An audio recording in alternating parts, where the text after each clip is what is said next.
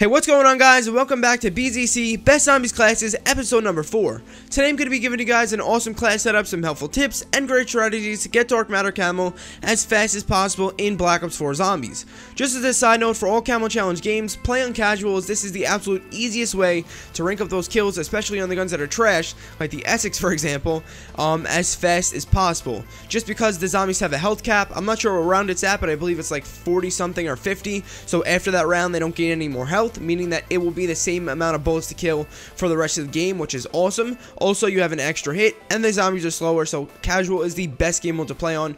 If you are unsure on how to change your game mode to casual, follow the instructions you see on your screen right now, and you'll be good to go. You can change your game mode to casual. That being said, also keep in mind that this grind takes upwards of 220 hours in game to complete. Yes, that much. So be prepared to work, be prepared to go at it. It's going to take you a very, very long time overall, but especially in game time. Alright, so now with that stuff out of the way, let's just jump straight into the video. In terms of the elixirs, which your class setup, because of course, since this is Best Zombies classes, I gotta give you guys an awesome class to run. In terms of elixirs to run for this universal dark matter class, run anywhere but here, equipment, head scan, and killjoy / immolation / whatever you really want in the forward slot. So the reason why you're running anywhere but here is because if you get stuck in a bad situation, you pop that, you're out of that situation. Secondly, you're going to want to run equipment. This way, if you have homunculus, you can throw them to maybe kill a mini boss or something like that, and then you can regain back your equipment or homunculus or wraithfire, whatever it is, with this elixir. Also, if you're just using wraithfires to get out of a bad situation or to just protect yourself, you can refill those as well. Next up, head scan. I don't really use it that much, to be fair, but it is pretty good for the camo grind because it can insta-kill some zombies once you activate it. So it is a decent elixir to run, and it's a classic, so you might as well just run it. And then the final spot, killjoy. For insta kills, this way you can rip through some headshots or even just regular kills with something like the Hades. Forget it, you'll rip through a ton of kills with that. And then immolation liquidation, because you will notice that sometimes, as I'm going to talk about later, that getting weapons out of the box is incredibly annoying. 30 plus rounds some games to get weapons out of the box. Just keep that in mind. But in this spot, you can really run whatever you want. Moving on to the perks, Bandolier Bandit for extra ammo, you're going to want to run. Next up, any perk really in this slot. Sometimes I run PhD, or sometimes I run Quick Revive, sometimes I run Stamina, but the only time you need to run a specific perk is when you're doing a weapon with splash damage, like for example the Helion Salvo. In this spot, you're going to want to run PhD Slider every single time. So Hitchcock, Helion Salvo, the VKM, guns like that, you're going to want to run PhD. Next, in the third slot, run Dying Wish, of course, to save your life. And finally, in the fourth spot, you're going to want to run Deadshot Dealer because it is a huge help to just rip through zombies as fast as possible to get those camo challenges, of course, once again, fast as possible. And you'll just kill zombies overall quicker. It's not that you get headshots quicker, it's also that you kill zombies quicker as well. So it'll just make everything a breeze. Moving on, the equipment you guys are going to want to go ahead and run is Wraithfire. Maybe in-game you want to get a homunculus or a monkey bomb or something like that. That's fine. I'm usually somebody who doesn't go for that option because I just really like Wraithfire and how it can get me out of bad situations. But run Wraithfire. That's what I recommend. If you want to trade it out mid-game, you can, I guess. Next up, special weapon.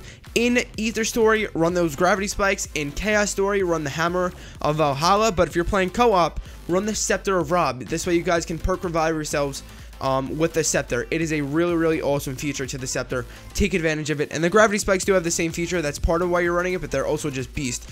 So that's the specialist weapon. And finally, for the starting weapon, this is whatever the hell weapon you want to run. For me right now, it's the SOG, but evaluate the starting weapon, see which ones you need to get done. Previously, I ran the Welling, then after that I ran the Essex, and then after that, now I'm running the SOG. So just evaluate what weapons you need to get done and pick from those weapons that are secondaries or starting weapons, sorry, and throw it on as your starting weapon, and you can start off every game with a few headshots towards that final green tiger. So that being said, that's the whole class setup. Now let's move into the actual strategies you're going to want to follow in game and what you're going to actually want to do. Alright, so once in game, your guys' primary goal is to just rip through rounds as fast as possible, of course, while acquiring your perks and weapons. Keep in mind, this is going to be like a high round game, but just with that being said, let's move on. Please keep in mind, some weapons take forever to get out of the box. It's all RNG based, so be prepared, like I said before, that it will take upwards of 30 rounds sometimes to get some guns.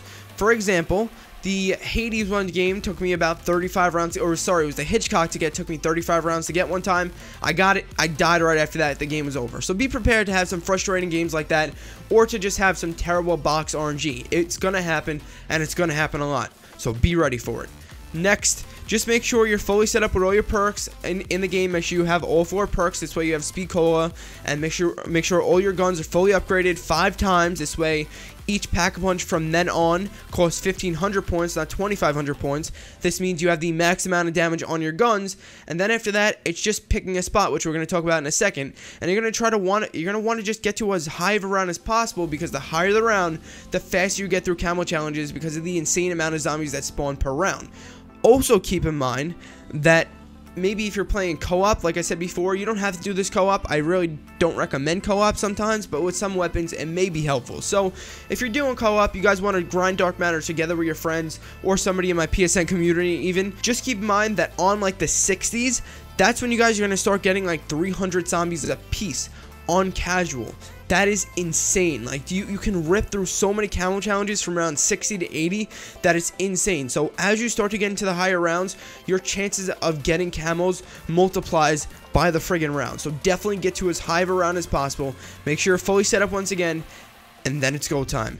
Go for high rounds, speed through it with that deadshot dealer, spam that aim assist, and you're going to be good to go. So also, if you're at least decent at zombies, since it's casual, you shouldn't have any issue getting to round 50 plus, or mostly even higher.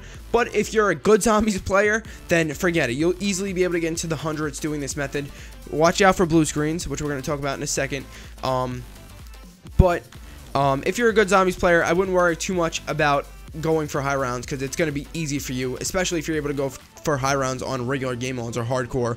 You'll be completely good to go. If you're decent, then I would say aim for 50 plus every game, but you should be able to do a little bit better than that. Anyways, moving on, one more side note: don't be scared to pause the game in the middle of the night, overnight, because this is something I had to do, right? I had school every single day. I couldn't just grind camo challenges until 6 in the morning like I'm doing right now on my break and just be good to go. No, that's not something that was realistic. So don't be afraid to pause overnight and just come back the next day. Again, this is something I've done multiple times, and if it happens to blue screen, if the game happens to blue screen when you come back after like 5 minutes of just blue screens, no fear, because Treyarch implemented an autosave feature that saves your progression every like couple of minutes in game.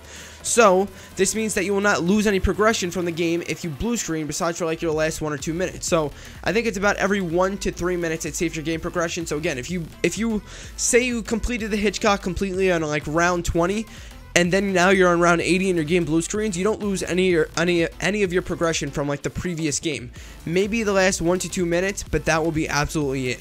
For the most part, the autosave feature is absolutely amazing, and it will even save your round and elixirs used. That being said, let's move on to the next tip I'm going to talk about. The double pack-a-punch ability you guys are going to want to go and run is going to be brain rot, but only for the kill challenges. So if you're going to be doing something like just headshots straight up, then you can kind of use whatever you really want. But brain rot has since been nerfed for headshots in game, so you can't use the brain rot method anymore. If you've heard of it before, you can't use the brain rot method to get headshots anymore in game, which I know is a big pain in the ass, but I just wanted to warn you guys about that in this video. This way you don't waste your time using brain rot. If you want to use a different pack-a-punch ability, do that, but once you're up to the actual kills for technical challenges, then I highly recommend you use brain rot, because it can kill a ton of zombies in a short period of time, a lot more than Deadwire or Blast Furnace or whatever they are in Black Ops 4 are called. So definitely run brain rot for the kills, but other than that, you guys can run any double pack-a-punch ability you want. I just wanted to warn you about brain rot being patched, but let's just move on to the next thing in this video, which is just to pick your spot. Where do you want to camp? Where do you want to train? Because this will dictate the success you have with the camos. Maps like Blood of the Dead in the China Alley, or 9 in the starting room, or even Dead of the Night in the library with silver bullets are 3 of the absolute best places to train / camp in order to get your camos done and zombies killed as fast as possible. Throughout this whole video, you've been seeing gameplay of all 3 of these methods. This way you kind of get used to the flow of things, and this way if you jump into this spot your first game, you shouldn't have too many issues. And again, you're playing on casual, so you shouldn't have too many issues to begin with, but just in case you want to learn the spots in Dead of the Night, you're just going to want to train around the library and just keep turning around, getting those deadshot dealer kills and refilling ammo every time you need to do that. Even if it's a wall gun, just use the silver bullets because it's right there in the library. It's so convenient. It's a great spot. Next up, Blood of the Dead, like I said before, in China Alley. If you just sit in this spot, you guys can go easily to 90 plus with almost any friggin' weapon in the game. Almost any weapon. The Essex, no. That will have to be done on a bigger map, like 9, for example, at its starting room, as you also seen gameplay of this stream, or this video, sorry. But for the most part, any weapon you want to do on Blood of the Dead, China Alley is most likely your best bet. If not, if it's a box gun, like for example the SG-12, or the Helion Salvo, or the Hades, or the Zweihander, guns like that, those may require a map like Dead of the Night. But if you don't have Dead of the Night, then Blood of the Dead is your next best bet.